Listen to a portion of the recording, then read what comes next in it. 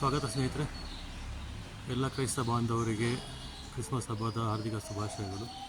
ಆರೋಗ್ಯಕರ ಜೀವನ ಮಾಡಿ. ಇವತ್ತು ನಾನು ನಿಮಗೆ ನೋಡ್ತಾ ಇರೋದು ಮರ ಬೇವಿನ ಮರ. ಇದರ ವಿಶೇಷತೆಗಳು ನಾನು ತಿಳಿಸ್ತೀನಿ ನಿಮಗೀಗ. ವಿಡಿಯೋ ಪೂರ್ತಿ ನೋಡಿ ಗೊತ್ತಾಗ್ತದೆ. ಚಿಕ್ಕ ವಯಸ್ಸಲ್ಲಿ ಮಕ್ಕಳಿಗೆ ಚಿಕನ್ ಪಾಕ್ಸ್ ಅಮ್ಮ ಅಂತ ಬಂದಾಗ ಇದರಲ್ಲೇ ಟ್ರೀಟ್ಮೆಂಟ್ ಮಾಡೋದು. ಬೈ ಚಾನ್ಸ್ ನೀವು ಅಲೋಪತಿ ಟ್ರೀಟ್ಮೆಂಟು ಮಾಡಿದಾಗ ಆ ರೋಗವು ಸಬ್ಸೈಡ್ ಆಗ್ತದೆ. ಸಬ್ಸೈಡ್ ಅಂದರೆ ಮಲ್ಕೊಳ್ತದೆ. ಅದು ಕೆಲವು ವರ್ಷ ನಂತರ ಸರ್ಪ ಸುತ್ತು ವೈರಸ್ ಅಂದರೆ ಹರ್ಪೀಸ್ ಅನ್ನುವ ಕಾಯಿಲೆಯಲ್ಲಿ ಮತ್ತೆ ಎದ್ದು ಬೀಳ್ತದೆ.